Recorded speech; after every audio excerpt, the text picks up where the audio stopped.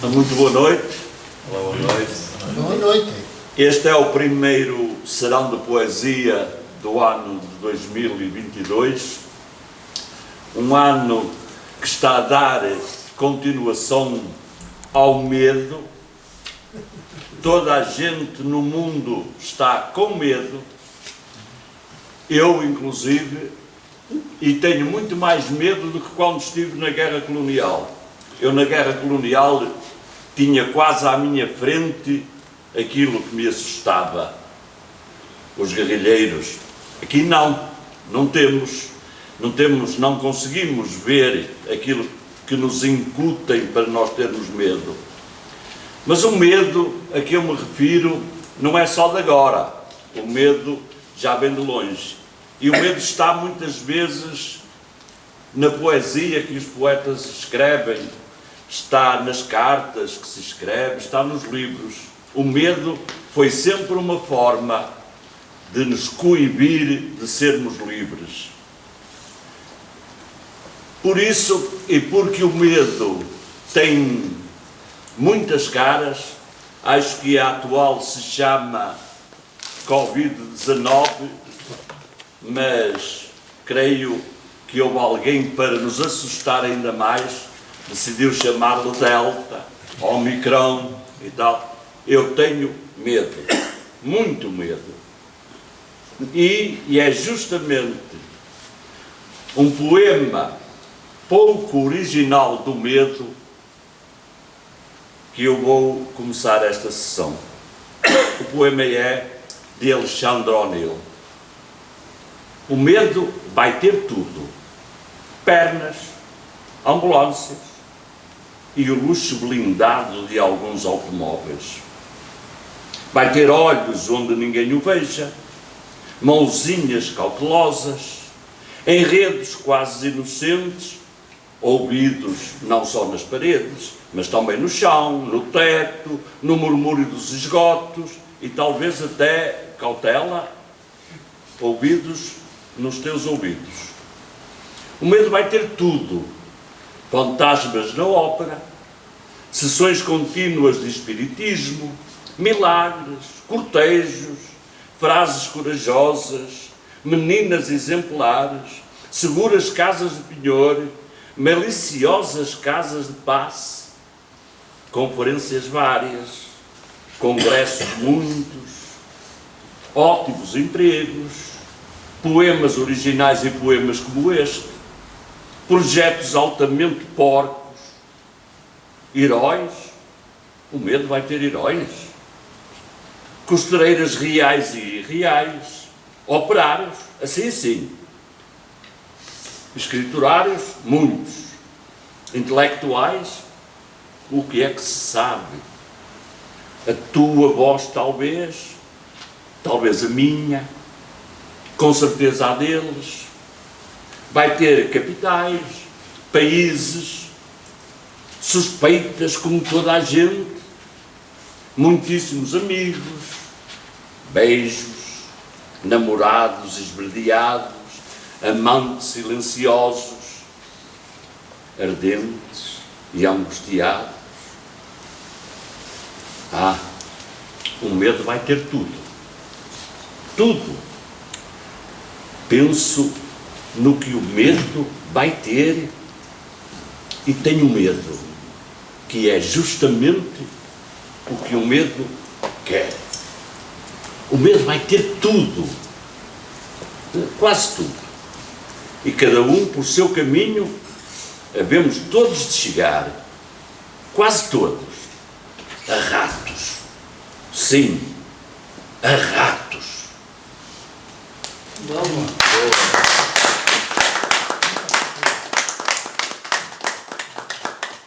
Então, pronto, eu antes de mais eu queria dizer-vos que hoje é um dia importante para a música portuguesa, não é? Porque é o dia que se despede fisicamente de nós o maestro César Batalha. Provavelmente este nome não vos diz muito, mas é precisamente por isso que eu quero falar dele, porque eu tenho uma inveja muito grande e saudável do César Batalha, porque é daqueles homens que conquistou por direito próprio um lugar na eternidade. E nós felizmente temos aqui entre nós outro homem que também já conquistou esse lugar por direito próprio, o Padre Mário, não é?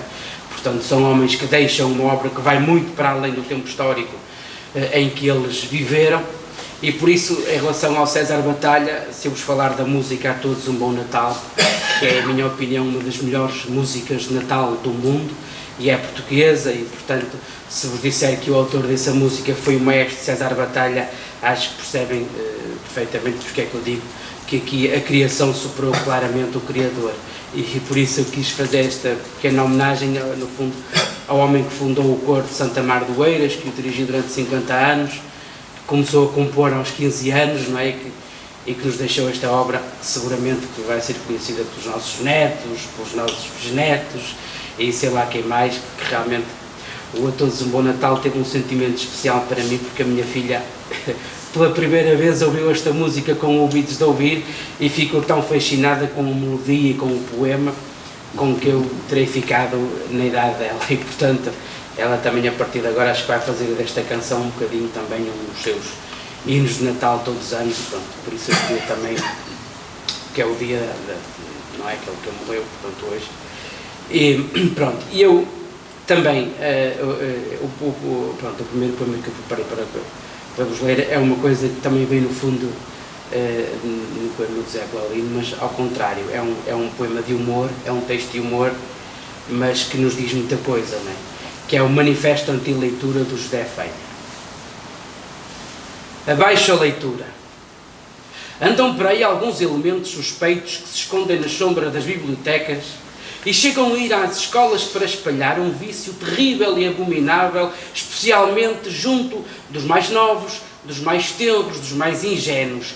É um vício que se chama leitura.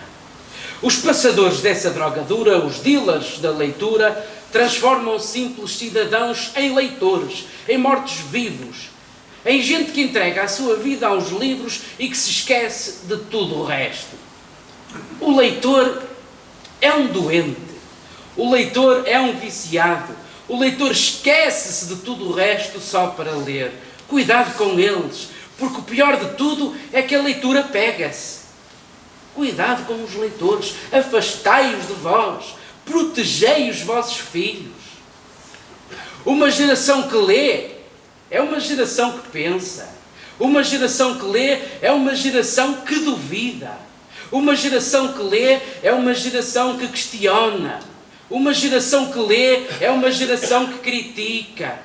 Uma geração que pensa, que duvida e questiona e critica, não engole qualquer patranha que lhe queiram enfiar, não obedece, não se baixa, não se cala. Uma geração que lê e que pensa é um perigo para a civilização ocidental e para o país. Esta gentinha põe-se a ler em vez de trabalhar, de verter o seu suor a bem da nação, de aceitar paciente e responsavelmente que lhe retirem a assistência médica, o subsídio de doença, a reforma, o teatro, a música, as cuecas, se for preciso. Esta geração que lê perde-se a interrogar as medidas necessárias e urgentes para o bem do mercado, dos bancos, dos acionistas, que são quem faz andar o país. Quem lê, ainda por cima, diverte-se e entretém-se. A ler, os leitores viajam, aprendem, refletem, riem, choram e sonham. Os escritores que escrevem livros e livros sem um pingo de vergonha deviam de ser presos, encerrados num jardim zoológico, condenados aos trabalhos forçados, à morte, à cadeira elétrica. Camões, por exemplo, era um marginal que andava sempre à espadeirada. E se fosse só isso, ainda podíamos perdoar. O problema é que ele escrevia livros e livros, estrofes e mais estrofes, folhetos que enchem livros e continuam a gastar papel, que podia ser aproveitado para fazer pacotes de castanhas ou relatórios anuais da administração das empresas. E esses livros, há quem os leia, quem sofra com eles, quem os desfolhe carinhosamente, sem saber que o veneno entra pelos olhos que leem e pelos dedos que folheiam. E depois da leitura de uma página, e por vezes até de um só parágrafo, já não há remédio. Eles já são leitores. Estão apanhados irremediavelmente pelo canto da sereia da leitura. E a possibilidade de salvação é extremamente diminuta. Os livros deviam ser reciclados e transformados em lenços de papel, em solas de sapatos, em bolas de futebol. Livrai-vos de os ler. Queimem-nos. Queimem-nos. Lembrem-se daqueles que ao longo da história tentaram salvar-nos queimando pilhas e pilhas de livros. Os livros fazem-nos afastar da realidade, da economia do mercado, do futuro. Uma ponte é feita com ferro e cimento, e não com livros. No tribunal, o advogado não defende o criminoso com poesia. Na sala de operações, o cirurgião não abre os órgãos de um doente com um romance. Ninguém se deixa corromper com um soneto. Ninguém. E temos de falar das bibliotecas. Essas casas sombrias onde o vício é permitido. Pais, protegei os vossos filhos. As bibliotecas são autênticas salas de chuto de porta aberta para o público. Estão carregadas de livros de alto a baixo e os livros estão à vista. E pior ainda, os livros estão à mão de qualquer criança ingênua e alguns até têm ilustrações, bonecos, que tornam a leitura mais fácil e a perdição mais próxima. E o pior é que podem ser requisitados e levados para casa, para o seio da família, onde vão espalhar a sua ação desagregadora. Morra a leitura, abaixo as bibliotecas. Mas há esperança. Há esperança para o futuro. Por alguma razão, muitos dos nossos melhores e mais impolutos dirigentes só leem resumos ou extratos da conta bancária. Quanto ao resto, nada. Nenhuma palavra, nenhuma unha. E quando lhes perguntam o que andam a ler, eles muito perspicazmente inventam títulos de livros que não existem para lançar o engano e, quiçá, salvar alguns dos terríveis leitores viciados na leitura. É que a leitura prejudica gravemente a ignorância. E sem ignorância, o país não progride. Não crescem os juros. Não se investe nas offshores. O Estado não vende aos particulares empresas abaixo do preço. O preço da gasolina não sobe. Acabemos de vez com a leitura. Abaixo a leitura. Se puserem um livro à vossa frente, caros amigos, cuidado. Desviem o olhar.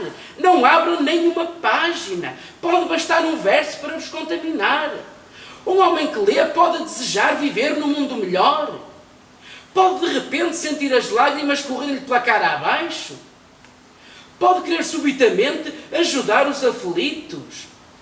Pode abraçar estupidamente um amigo ou beijar os lábios de uma rapariga bela como um raio de sol a iluminar a mais bela rosa do jardim. Por isso, é preciso fechar as portas aos antros de leitura. Sabemos que pode parecer doloroso, mas é fundamental arrancar de vez os livros das mãos dos viciados e impedi-los de ler uma linha sequer. Se for preciso, tapem-lhes os olhos. É preciso preparar o futuro dos nossos filhos. Não lhes dar ilusões, nem sonhos, nem alegrias, nem dúvidas, nem sabedoria, nem nada. Abaixo as bibliotecas, abaixo os livros, morra a leitura, morra!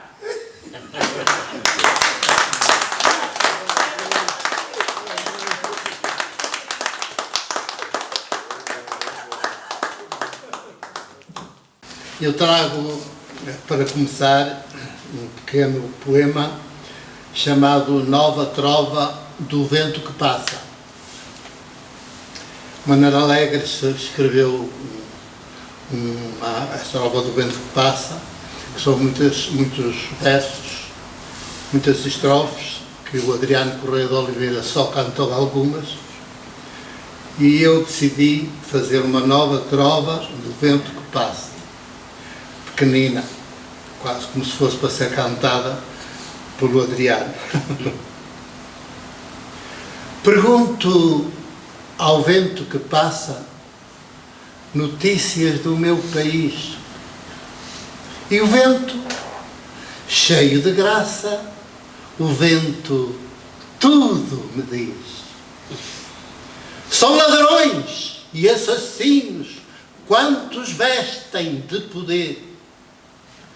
Ou sois sábios meninos, ou deitais tudo a perder.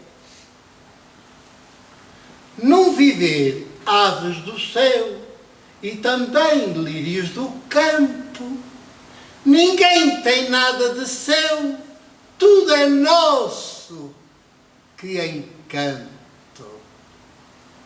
Em tempo de ditadura que veste democracia, só com pão da cultura resistimos cada dia.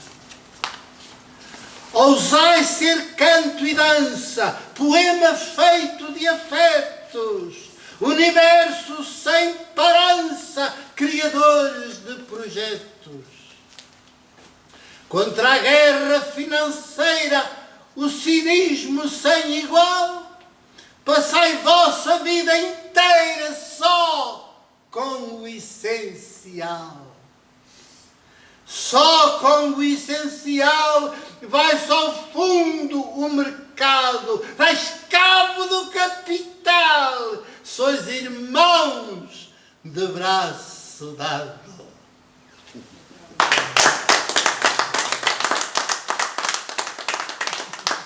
Eu, um dia desta semana, cheguei a casa e, como de costume, quando fui para a mesa, ponho a televisão a dar, que estava a dar futebol.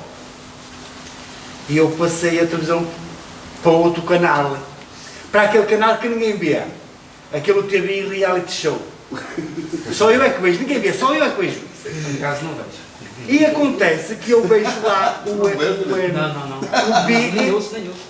eu vejo lá o Big a dar umas ordens aos concorrentes para darem uma rolha a quem eles entendessem. O desgraçado Nuno Homem de Sá, ele meteu rolhas num buraco, no outro, meteu rolhas por cima das orelhas, na cabeça, ele meteu rolhas por tudo quanto era lá. E acontece que há lá uma moça que dá uma rolha ao ex-presidente do Sporting, ao Bruno Carvalho. E ele amou. Porque ele não percebeu que aquela rolha que não era para o calarem, era só para que ele não dissesse tudo que tinha que dizer. Que se controlasse. E a mim também mandam acreditar qualquer coisa. O que é eu não sei. E também não percebi. Só que eu quero lá bem saber. Ali pela minha juventude houve um programa de poesia com requinte, com primazia, com regras. A declamação tinha um toque de magia no palavras ditas por Mário Viegas. Sem entender o que Mário Viegas dizia, eu queria ser como ele um dia. E mesmo sendo eu das palavras quase um cego, queria construí-las como se fosse um lego. O tempo foi passando e desse programa eu ia-me recordando. Mas a vontade de escrever não havia forma de aparecer. Já bem perto dos 50, é na realidade essa tal nova oportunidade que me desperta e tenta. Comecei a escrever umas histórias, umas reflexões e umas questões sem me preocupar com as correções. Até que botei cá para fora todo o meu drama, toda a aventura, quando entrei no Barracão de Cultura. Um certo dia, nos Chorões de Poesia, depois da minha história a dizer, toda a gente me aplaudiu com gentileza. José Claudino, com toda a franqueza, disse-me que eu não sei ler. Como eu já sabia que não sei ler, e mais importante que o saber para mim é o querer, esse balde de água fria não me fez temer. Continuo a escrever e ler as minhas histórias, com grão de rigor, só nas memórias. E para que as palavras da gramática não sejam traição, peço a Mário de Oliveira a correção. Ansioso pela volta do correio que há de vir, e espero o veredito do que fiz. Uma gralha, uma falta, quase nada a corrigir. Parabéns. É o que o Mário de Oliveira quase sempre me diz. Na mensagem de Natal de 2021, por mim enviada, homenageei o Rei Bacalhau com rigor. José Claudino disse-me que não escrevo nada, mas que o fiz rir com o meu humor. Quero lá bem saber se me mimam ou se me estão a consolar, que a verdade me digam ou que me estejam a espicaçar.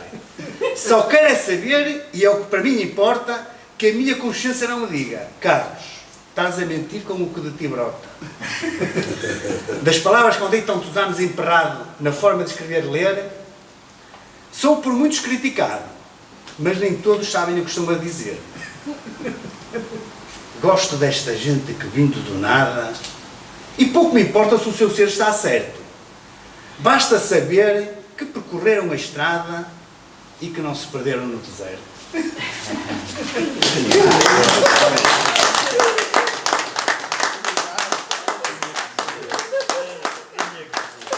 De pequeno a grande, muitos afazeres. Cresci traquinas e mau aluno na escola. Fugir à escola em melandriças, meus prazeres. De cabeça no ar, pouca atenção à sacola. Na arte de sapateiro cheguei atrasado. Várias vezes enfrentei o desemprego. Entro e saio da fábrica, vejo o pessoal cansado. Ter boas companhias e o BC é um bom aconchego. Desculpem por vezes ao ler rimas sem tom. Vou dizendo algumas coisas. Para o próximo Natal ofereço um bombom. Ao Padre Mário tenho a fazer a questão: os milagres de multiplicação dos peixes e pão, qual a verdade sim e a verdade não. Esclarece-nos a verdadeira situação. Pronto, é tudo.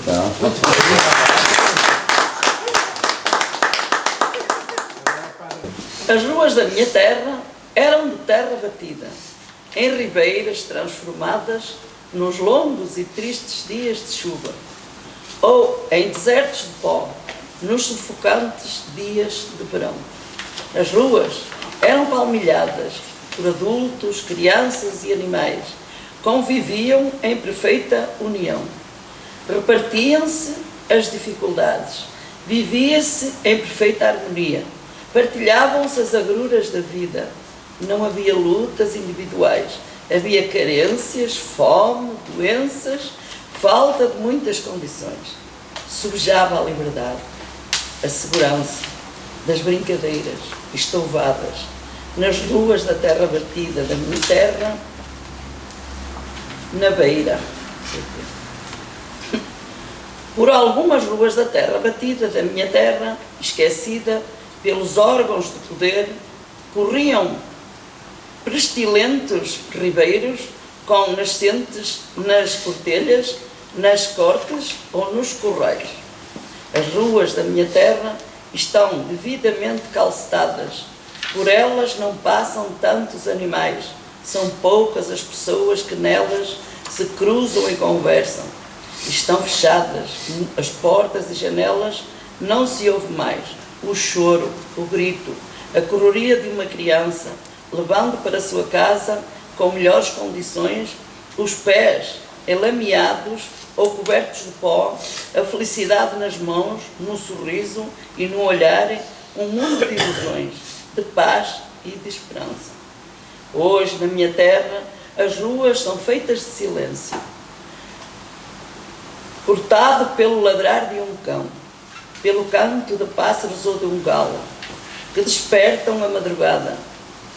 Hoje tenho saudades, tantas saudades, das ruas de terra batida da minha terra, que já não são pisadas pelos animais e por muitas das pessoas que lá moravam, como os meus avós, os meus tios e os meus pais.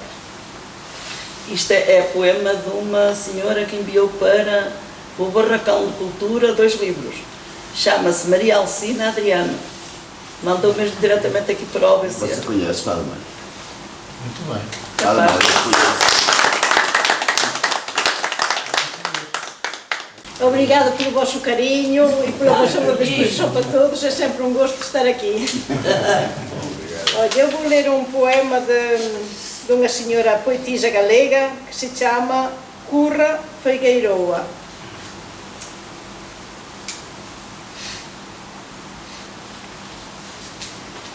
Deixa-me ver o sol.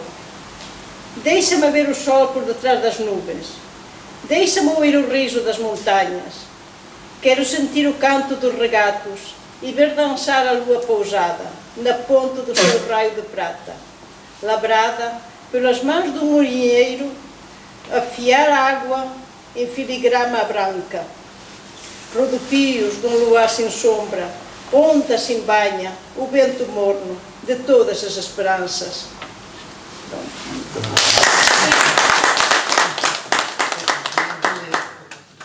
É um poema de Sebastião da Gama, do livro Serra Mano. Pasmo. Nessas noites de morna calmaria em que o mar se não mexe e o arvoredo não murmura, pedindo o sol mais cedo que resguarde da fria ventania, em que a lua boceja, se embacia e as palavras estagnam no ar quedo. Noites podres, até chego a ter medo de me volver também monotonia. E então sinto vontade de atirar meu corpo bruto e nu contra o espanto. Na noite, a ver se o quebro e vibro, enfim. Cair no lago morto e acordar. Os cisnes que adormecem de quebranto. Mas só caio, afinal, dentro de mim.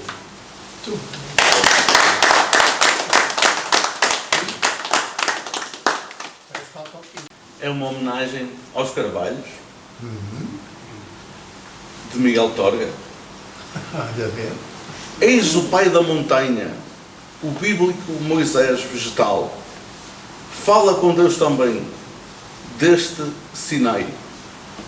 Dele recebeu a graça natural de ter formas reais e ser um mito. Forte como um destino, calmo como um pastor. A sarga ardente é quando o sol a pino o inunda de seiva e de calor. Barbas, rugas e veias de gigante, mas sobretudo braços longos e negros, desmedidos traços, gestos solenes de uma fé constante. Folhas verdes à solta do desejo que amadurece e nos olhos a prece da eternidade. Eis o pai da montanha, o fálico pagão que se veste de neve e guarda a mocidade no coração. Miguel Torga, Jerez, Val do Homem.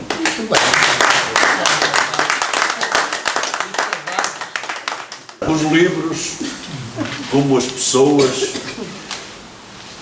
atraem-me. Este livro atraiu-me para a biblioteca do Barracão da Cultura e eu fui ao encontro dele. O primeiro poema de O'Neill era sobre o medo que encaixa no tempo que estamos, e este que vou ler a seguir encaixa ainda muito mais. Eu peço desculpa disto que vou dizer, mas no meu final de ano 2021, a minha maior revolta foi ver o meu presidente, o senhor professor doutor Marcelo Rebelo de Sousa, estar a dar malgas de caldo aos pobres. Este país merece muito mais do que ter um presidente a dar malgas de caldo aos pobres. Isso foi no tempo de Salazar que me deram a mim malgas de caldo e à minha mãe. Estamos noutro tempo. Não é permitido, Sr. Presidente. Não devia fazer isso. Muito bem. De António Gedeão, dia de Natal. Hoje é o dia de ser bom. É dia de passar a mão pelo rosto das crianças, de falar e de ouvir com mavioso tom, de abraçar toda a gente e de oferecer lembranças.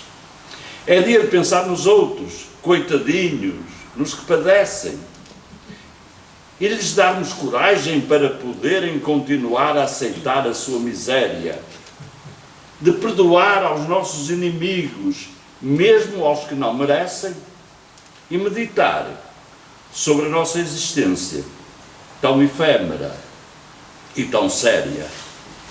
Comove tanto a fraternidade universal. É só abrir o rádio e logo um coro de anjos, como se de anjos fosse, numa toada doce de violas e banjos, entoa gravemente um hino ao Criador. E mal se extinguem os clamores plangentes, a voz do locutor anuncia o melhor dos detergentes. De novo, a melopeia inunda a terra e o céu, e as vozes crescem num fervor patético. Vossa Excelência verificou a hora exata em que o menino Jesus nasceu? Não seja estúpido. Compre imediatamente um relógio de pulso antimagnético. Torna-se difícil caminhar nas preciosas ruas. Toda a gente se acotovela, se multiplica em gestos esfuziantes. Todos participam na alegria um dos outros como se fosse sua e fazem adeuses enlevados aos bons amigos que passam mais adiante. Nas lojas, na luxúria das montras e dos escaparates, com subtis requintes de bom gosto e de engenhosa dinâmica, cintilam, sob o intento fluxo de milhares de quilowatts, as belas coisas inúteis de plástico, de metal, de vidro e de cerâmica. Os olhos acorrem num alvoroço liquefeito ao chamamento voluptuoso dos brilhos e das cores, e como se tudo aquilo nos dissesse respeito, como se o céu olhasse para nós e nos cobrisse de bênçãos e favores. A oratória de Bach embruxa a atmosfera do arruamento. Adivinha-se uma roupagem diáfana a desembrulhar-se no ar, e a gente, mesmo sem querer, entra no estabelecimento e compra, louvado seja o Senhor, o que nunca tinha pensado comprar. Mas a maior felicidade é a da gente pequena, naquela véspera santa. A sua comoção é tanta, tanta, que nem dorme serena. Cada menino abre um olhinho na noite incerta para ver se a aurora já está desperta. De manhãzinha salta da cama, corre à cozinha, mesmo em pijama. Na branda macieza da matutina luz, aguarda a surpresa do menino Jesus. Jesus, ó doce Jesus, o mesmo que nasceu na manjedoura, veio pôr no sapatinho do Pedrinho uma metralhadora. Que alegria! Que alegria reinou naquela casa em todo o santo dia. O Pedrinho, estrategicamente escondido atrás das portas, fuzilava tudo com devastadoras rajadas e obrigava as criadas a caírem no chão como se fossem mortas. Já está! E fazia-as erguer para de novo matá-las. E até mesmo a mamá e o sisu de papá fingiam que caíam crivados de balas. Dia de contemplação universal, dia de amor, de paz e felicidade, de sonhos e venturas. É dia de Natal, paz na terra aos homens de boa vontade. Glória a Deus lá nas alturas.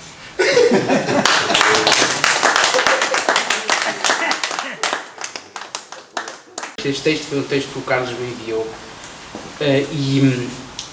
e é um texto que eu gostei dele, e depois, entretanto, no final do texto, depois também temos aqui uma parceria que nós fizemos, que eu acho que vai ser interessante, porque de facto este texto chama-me a atenção pelo facto de estar enquadrado muito também no tempo que estamos hoje, do obscurantismo, das teorias da conspiração. Portanto, nós parece que estamos a retroceder outra vez 2000 anos, não é? Em certas situações. E então este texto é um texto do José Almanzor e chama-se O Nome da Madalena. Como se chama a menina? Ficamos a olhar uns para os outros. Ela ainda não tem nome, respondeu finalmente o jovem que naquela manhã me tinha vindo apresentar o problema. Mas eu preciso de preencher a ficha, escolham lá o nome, continuou a dentista. Madalena, disse eu. Não sei porque este nome foi o primeiro que me veio à cabeça e todos os outros que me tinham acompanhado naquela sexta-feira ao hospital de Paracu concordaram comigo. Madalena é um bom nome, disse também a dentista. Madalena, porque foi a fé que a salvou. Madalena tinha apenas 3 dias quando a família descobriu que ela já tinha um dente. Foi o pânico. Segundo a tradição maribá, a família tinha-se de desfazer da criança por esta ser sinal de maldição. Padre, é um caso de vida ou de morte, disse-me um dos jovens. E era. Sabia que era preciso agir rapidamente antes que a criança desaparecesse misteriosamente. Lembrei-me de telefonar à dentista de serviço no hospital e expus-lhe o caso. Ela aceitou extrair o dente à bebé e quer ela, quer eu, procuramos esclarecer a família de que não havia nada de extraordinário. Os velhos, que expressamente fiz vir ao hospital para que a dentista falasse com eles, prometeram guardar o segredo em família para bem da menina e deles. Deitei-me na cadeira, com a Madalena sobre o peito, e em poucos minutos a dentista tinha-lhe dado o direito a viver. Todos partimos convencidos de que tínhamos salvado uma vida. Durante toda a semana, procurei saber do estado da menina e da reação da família. Tudo estava bem, mas este estado de graça não duraria muito tempo. Padre, o problema agora é grave. É preciso retirar a criança da família antes que a matem.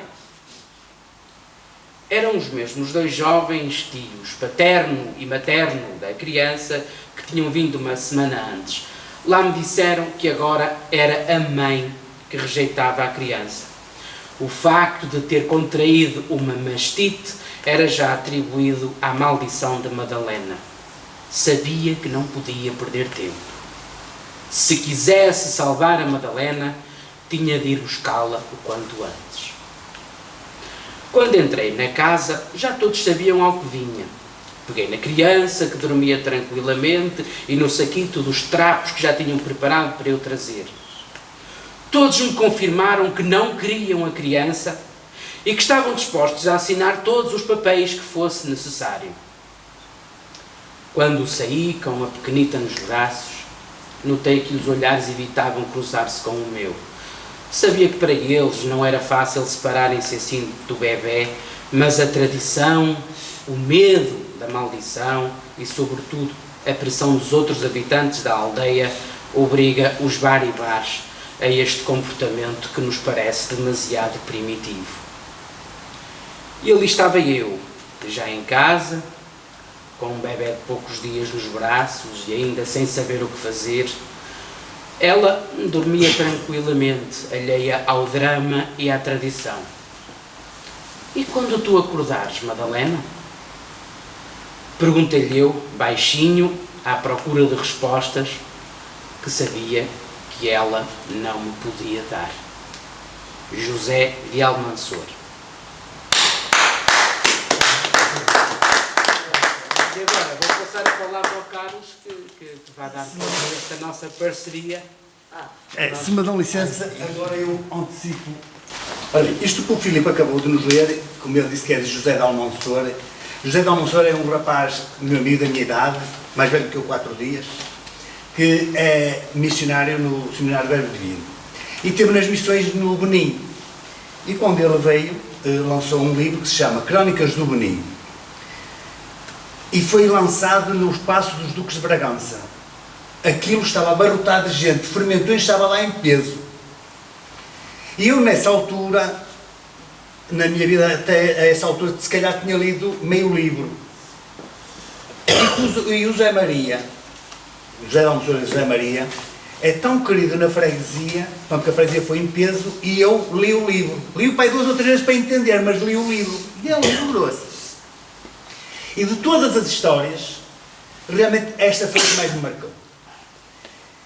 E depois, ao longo destes anos que se foram passando, eu de vez em quando falo com um, falo com o outro, e apercebi-me que o livro está em casa das pessoas na prateleira.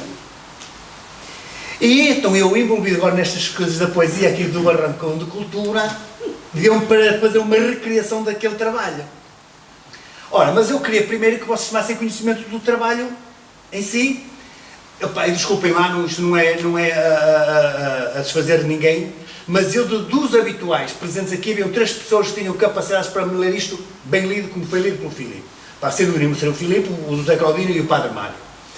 Pronto, como o Filipe sabe educar com os olhos da mente, isto está um bocadinho relacionado, vai ser o Filipe. E então eu agora... E que bem. Então agora eu, claro, sei que não é tão bem como ele, mas vou ler como eu sei. Mas claro, É como bem que é o cargo. Exatamente. E então do nome de Madalena, eu digo pai de Madalena. De viva voz aos farramundanos, povo da minha freguesia, disse que pai de Madalena é o Padre Zé Maria. Pasmados, insultuosos, riram-se de mim. O meu povo comprou o livro, mas nunca leu Crónicas do Baninho. Padre, é um caso de vida ou de morte, disse-me um dos jovens prudente. Eu sabia que tínhamos de agir, porque a menina já tinha um dente. É sinal de maldição, vida de pouca sorte, convicções ancestrais para os baribás é a morte. A dentista do hospital aceitou o meu pedido naquele telefonema, extrair o dente à menina para ter uma vida plena. Eu e a dentista esclarecemos, de extraordinário nada havia. Os velhos, segredos prometeram, em família o caso ficaria. Como se chama a menina? Uns para os outros ficámos a olhar. Ela ainda não tem nome, disse o jovem, que naquela manhã me tinha vindo alertar. Madalena foi o que me veio à cabeça. Toda a gente que me acompanhava concordou. Madalena é um lindo nome, disse a dentista, porque foi a fé que a salvou. Deitei-me na cadeira e sobre o meu peito ficou Madalena protegida. Em minutos, a dentista devolveu-lhe o ser. Convencido ficámos que salvámos uma vida. Durante a semana procurei saber da menina e da família a reação.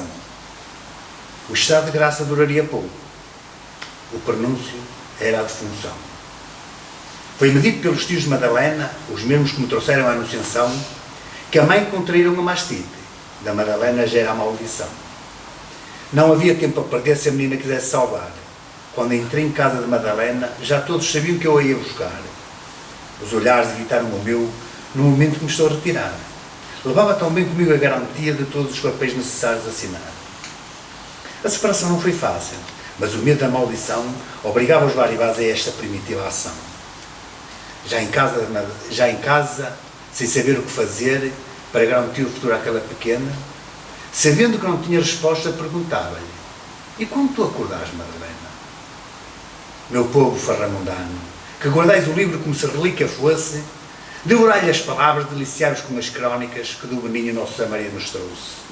Vós que quase o adorais, conheceis-lhe a religiosidade, lede crónicas do Beninho e conheceis-lhes a humanidade.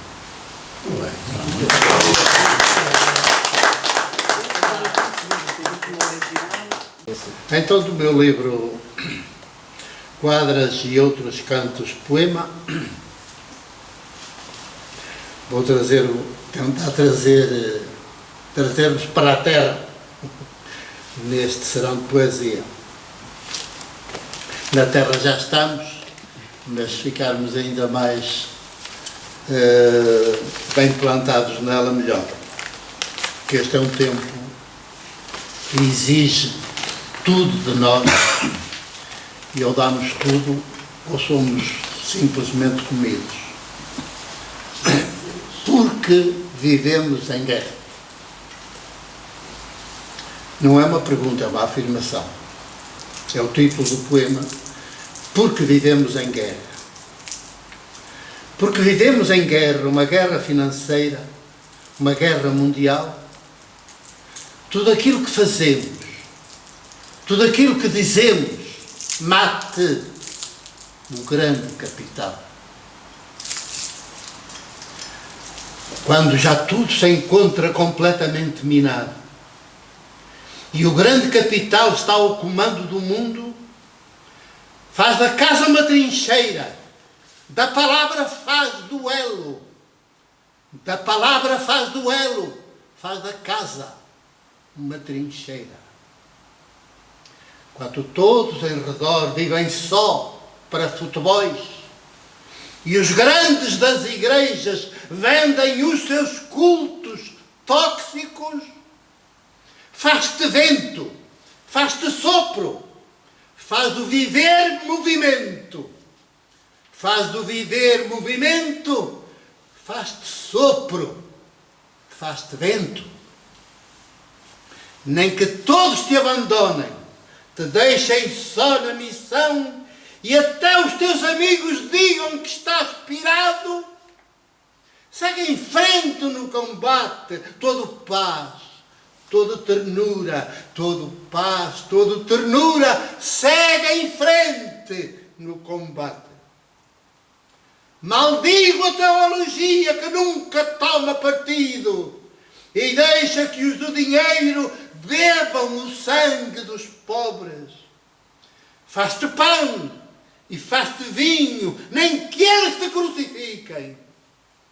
Nem que eles te crucifiquem, faz-te pão e faz-te vinho. Cabe-te ser luz do mundo, sal da terra, sentinela. E se o grande capital vai ao ponto de matar-te, vive sempre desarmado entre o pobre e com o pobre. Entre o pobre e com o pobre, vive sempre desarmado. Nunca fujas ao combate, nem percas nunca a alegria.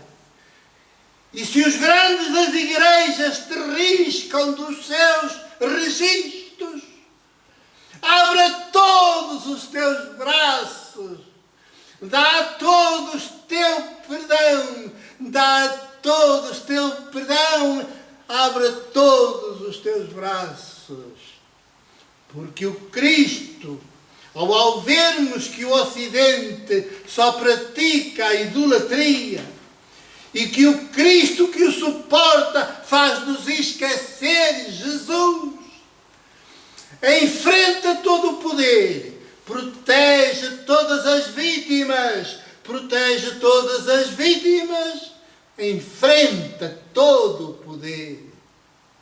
E porque o Cristo das igrejas não tem nada de Jesus, e em seu nome se comete toda a espécie de crimes, deixa os templos, deixa os cultos, faz-te práticas maiúticas, faz-te práticas maiúticas, deixa os templos, deixa os cultos.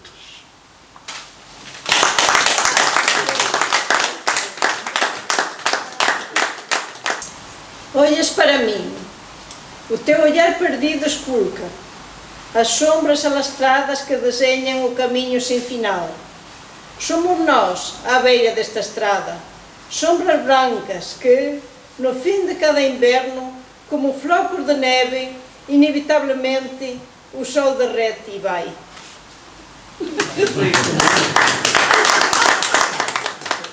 Um poema de António Gedeão, do livro Poemas Póstumos. Poema do teu avô materno. Num dia sufocante de intensíssimo calor, encontrei ao regressar da escola um passarinho quase sem vida caído na rua. Levantei-o do chão, perante olhares indiferentes, aninhei-o nas mãos em concha e trouxe-o para casa. Meti-lhe pela goela gotas de água com a pipeta de um frasco de remédio.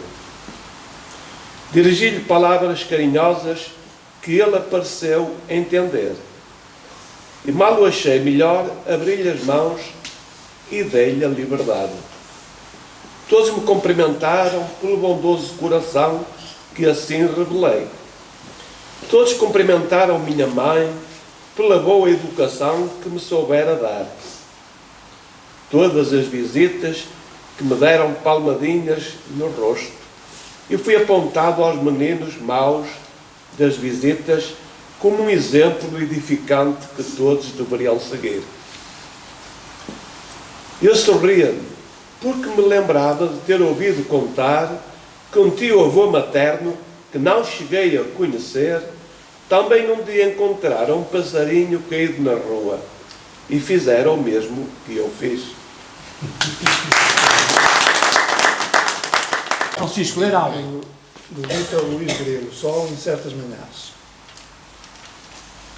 Quase nada. Meu tempo, luz e mar. Flores róseas, azuis, escarlates, o sonho. De ir, palavras soltas, corpo solar. Sinto no entardecer a vida mais quebrada. Há folhas no chão, o afago da tua mão e o sonho feito quase nada. Cor musical. Falarei da música e do outono no lago. Direi a flor, o fruto e o silêncio, o abandono. Na manhã clara, o branco atravessa a solidão e é perfeita a nudez. Quanto mais ao mais, é rio de claridade, palavra, sonho. Talvez uma elegia ou a cor musical que sinto quase sempre. Sóbria alegria. Há uma sóbria alegria no espaço, habitado ao serem devolvidos este som e estas imagens como fragmentos de uma possível unidade de onde parti outrora.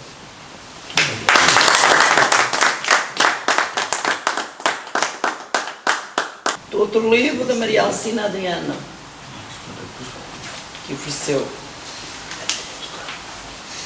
Vem sol, aquece o meu rosto, ilumina os meus dias de silêncio, de solidão, quando percorro os caminhos bordejados de amoras e de flores silvestres, que espalham o perfume das tardes quentes de verão, tão silenciosas, tão sofridas, tão demoradas, tão agrestes, que tardam a anoitecer, para nos trazerem o luar, a fresquidão, o céu estrelado, a sinfonia das rãs, dos charcos que continuam a existir nos lameiros da minha infância. Que saudades da minha infância e dos lameiros da minha infância.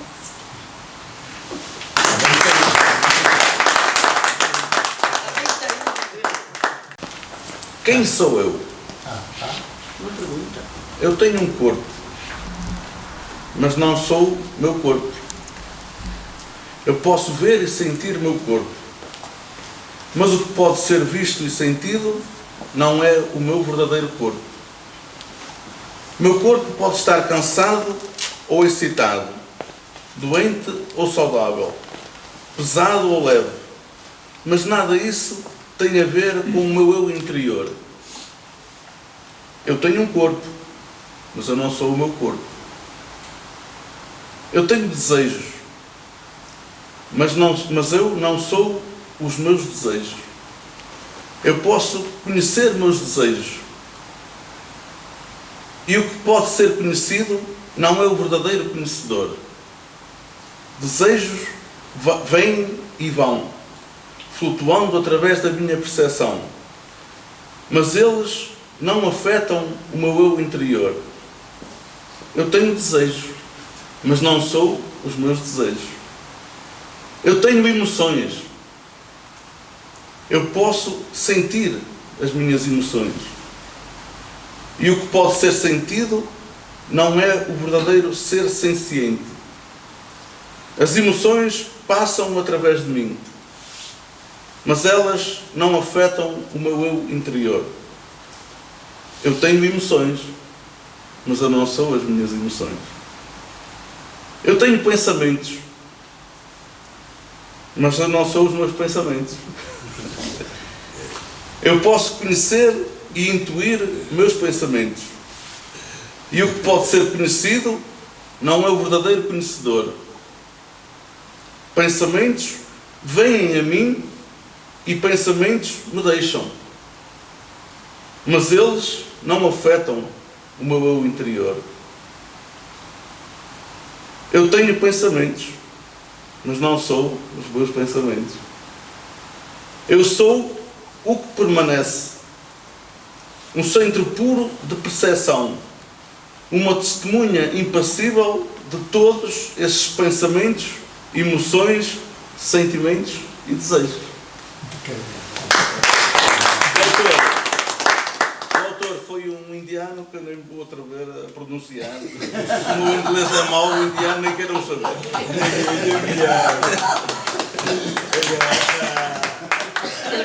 Devo ser eu. Chama-se Desastre. Olha, deve ser eu, ele sabe. Mas quem escreveu foi Cesário Verde.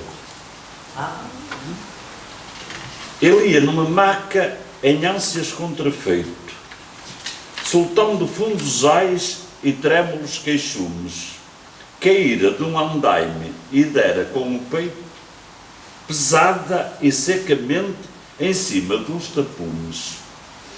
A brisa que balouçava as árvores das praças, como uma mãe erguia ao leito os cortinados, e dentro eu divisei o ungido das desgraças, trazendo em sangue negro os membros ensopados.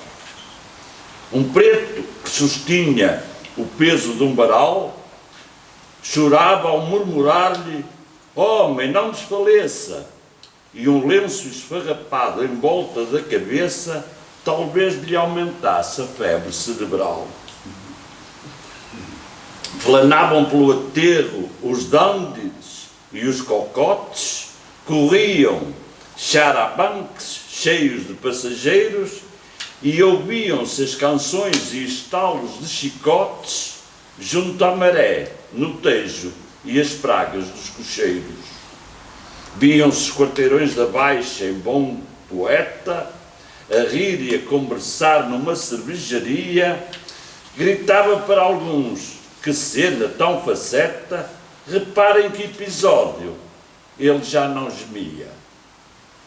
Findaram honradamente as lutas, afinal, deixavam repousar essa criança escrava, e a gente da província atônita exclamava: que providências, Deus, lá vai para o hospital.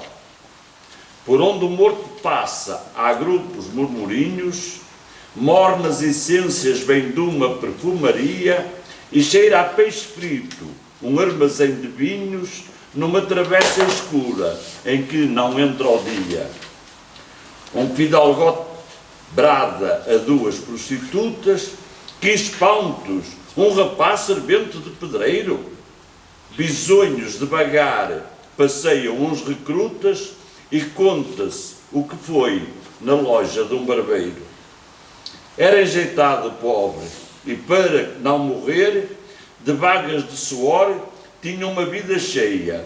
Levava um quarto andar, coixos de cal e areia, não conhecer aos pais, nem aprender a ler. Depois da cesta, um pouco estonteado e fraco, sentir a exalação da tarde abafadiça. Quebravam-lhe o corpinho o fumo do tabaco e o fato remendado e sujo da caliça. Gastara o seu salário, 8 vinténs ou menos, ao longe o mar que abismo e o sol que labareda, os vultos lá embaixo, ó como são pequenos, e estremeceu, rolou nas atrações da queda. O mísero, a doença, as privações cruéis, soubera repelir ataques desumanos.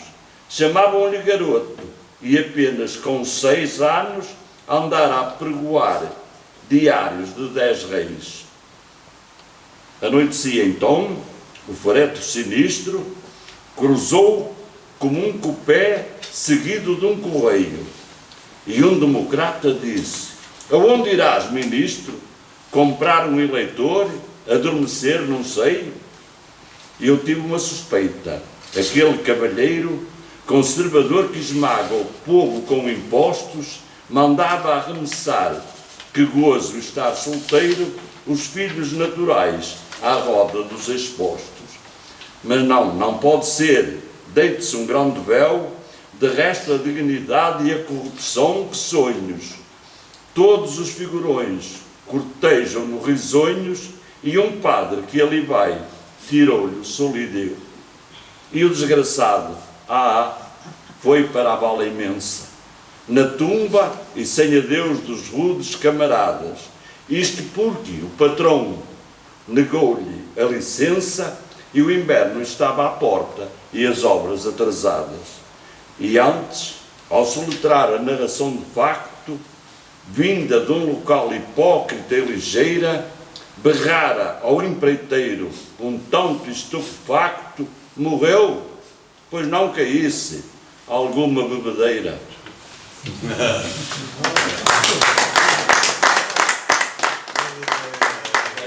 As desculpinhas, o falatório do povo. Bom, então este poema é dedicado a todas as mães, porque, sobretudo àquelas mães que não puderam ser filhas. É um poema de Ana Albergaria, chama-se Colo de Mãe. Para que serve tanta luta? Tantas noites em claro, saindo de mim, esperando por caminhos que preparem o teu rumo, meu pequenino e imenso amor. Que dor é esta que me estilhaça ao peito em 1000 pedaços e um cálice de cristal pelo qual fui bebendo a convicção que seria capaz de fazer transparente o teu caminho nesta neblina.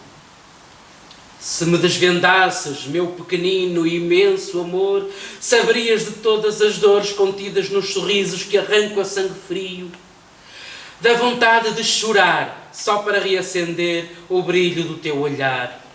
Saberias que não nasci tua mãe e que me fui construindo contigo no tempo de crescer juntos neste ventre que só para sermos nós existiu.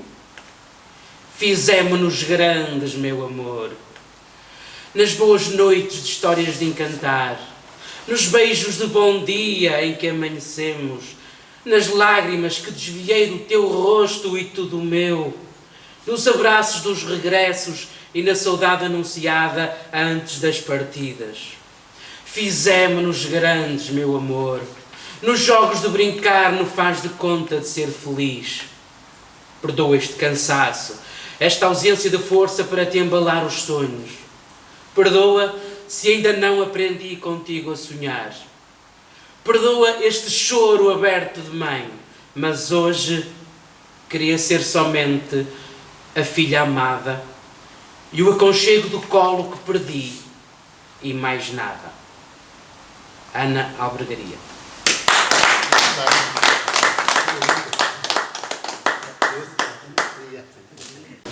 O mês passado foi considerado Património Imaterial da Humanidade pela Unesco as festas do povo, as festas da flor em Campo Maior.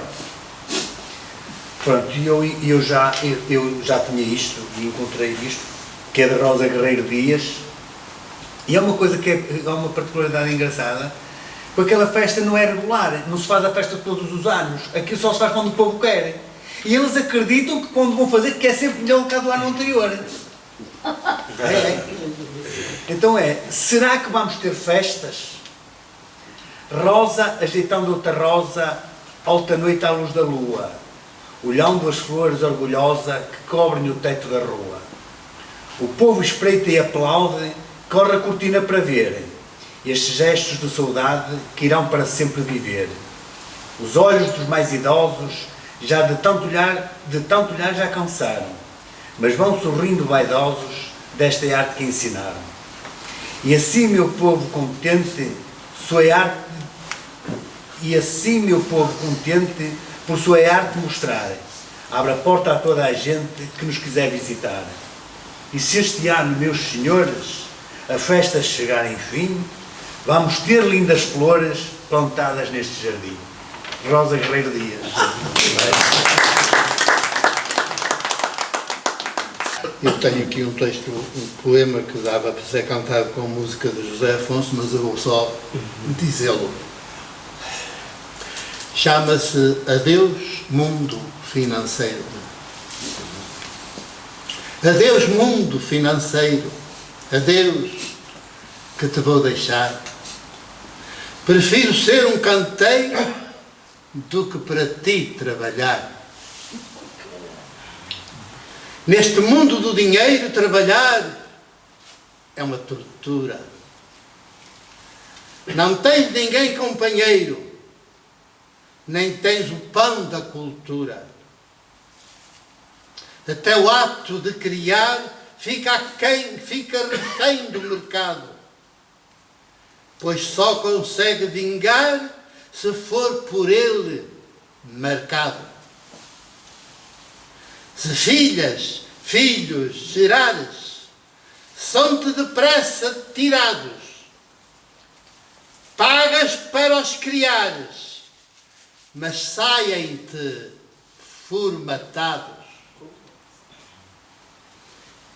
Quem quer ser homem, mulher neste mundo do dinheiro, cultiva a arte de ser clandestino e companheiro.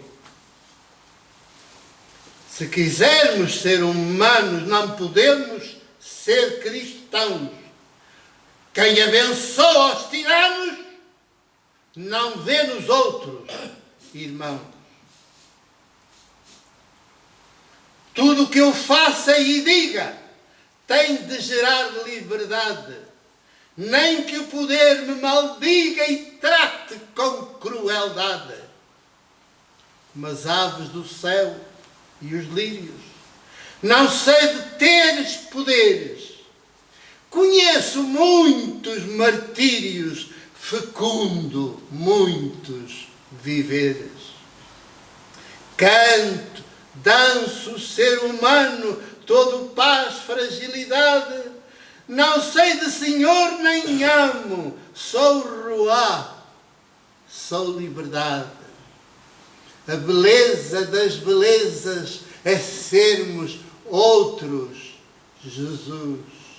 Sofremos muitas baixezas, mas somos no mundo luz.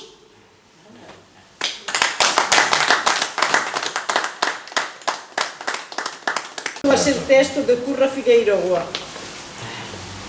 Aqui, estou eu aqui, num profundo sem beber, sem luz nem sombra que desce para desenhar a forma de onde é que eu virei. Meu espírito irrequieto, inseguro e incerto. Estamos nós hoje aqui, feitos todos da mesma matéria de que as estrelas estão feitas. Mas nós somos estrelas, nem raiolas de luz, nem luzeiros da manhã. Somos apenas pó estelar, que caminha eternamente na procura de um acocho. Como um colo cálido e agarimoso, somos palavra e pó.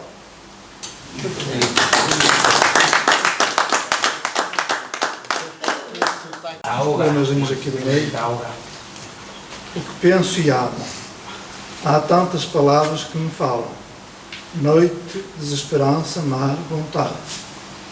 De onde vem este sentido que invade os olhos que veem e não calam? De onde vem esta música? Tão harmoniosa é.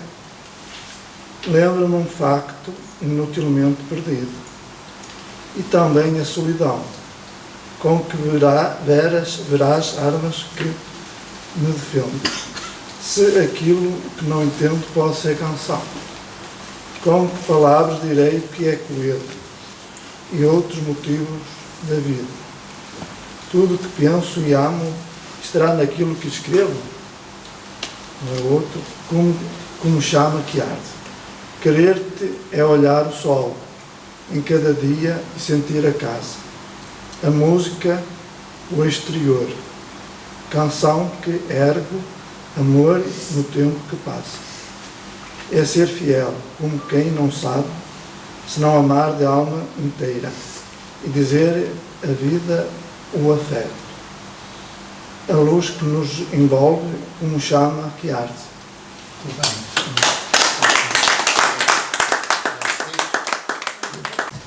Este último poema é da Sofia Brena Anderson, do livro 6. Perante pelo dia de hoje.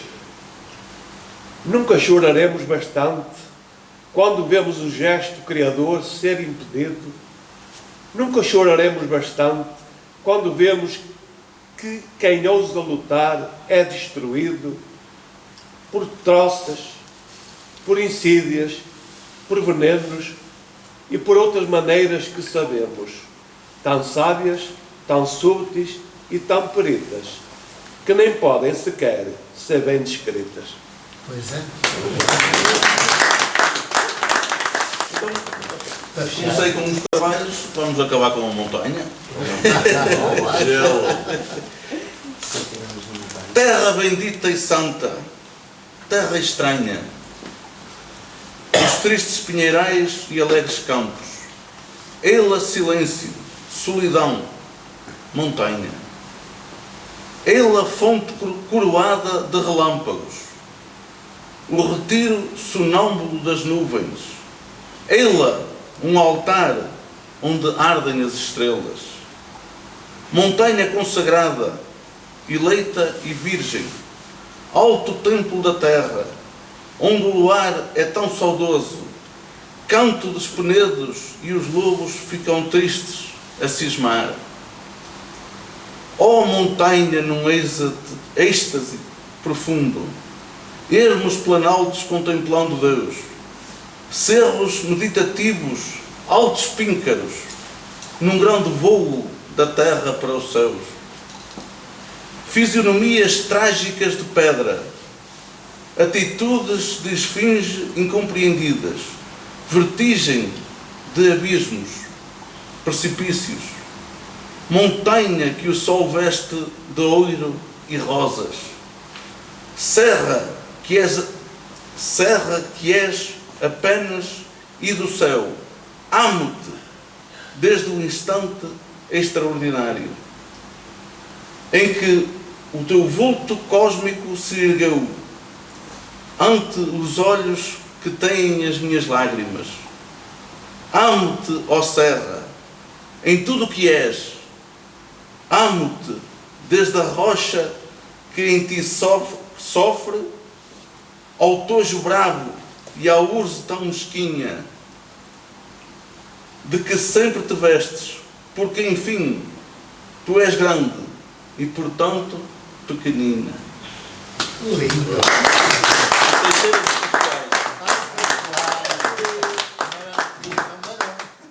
Sabe que eu estava a lembrar. Sabia que estava a escrever o Magão. Depois quase é da Amaral. É um poeta da Amaral. E amanhã a caminhada vai ser de namorado. A caminhada é namorado. Então, na terra dele.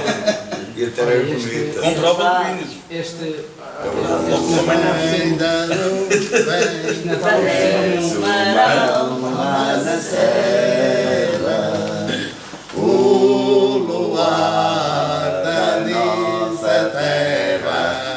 Agora canta depois das outras vozes.